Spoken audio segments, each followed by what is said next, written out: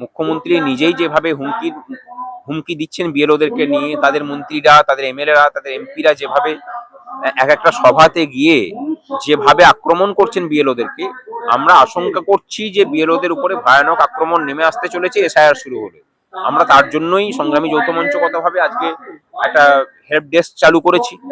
সেখানে বিএলওরা অভিযোগ জানালে পরে সেই অভিযোগ অন্য কোথাও নয়, সরাসরি নির্বাচন কমিশনের কাছে দেওয়া হবে। নির্বাচন কমিশন ব্যবস্থা যদি না নেয়, দরকার হলে আন্দোলনের পথে যাব আমরা, দরকার হলে আদালতে যাওয়া হবে। বিএলওদের নিরাপত্তা সুনিশ্চিত করার জন্য আমরা নির্বাচন কমিশনের কাছে দাবি জানিয়েছি, বলেছি যে কেন্দ্রীয় বাহিনী নিরাপত্তা দিন যেখানে যেখানে প্রয়োজন হবে। কোন কোন জায়গাতে প্রয়োজন আমরা সে কথাগুলোও বলে দিয়েছি, যে যেখানে যেখানে সেনসিটিভ বুথ আছে সেই সেনসিটিভ বুথগুলোকে চিহ্নিত করে সেখানে যারা বিএলও হিসেবে কাজ করবেন তাদেরকে নিরাপত্তা দেওয়ার ব্যবস্থা করুন। সিইও বলেছেন, মুখ্য নির্বাচন আধিকারিক, যে আমরাও সেটা ভাবছি, রাস্তা খোলা আছে, কাজ শুরু হলে প্রয়োজন বুঝে হয়তো কেন্দ্রীয় বাহিনী আমরা রাখতে পারি। এই বিএলওর কাজ নিয়ে না, আমি নিজে বিএলও করতে গিয়ে আমাকে সেসব বলার সাহস কেউ কোনোদিন পাইনি। আর আমি সেসব ধরনের, আমি যে কাজ করি সেই কাজের মধ্যে কোনো ফাঁক আমি রাখি না। কিন্তু বহুজন আছে এরকম যাদেরকে খারাপ মানে অভিজ্ঞতার মুখোমুখি হতে হয়েছে।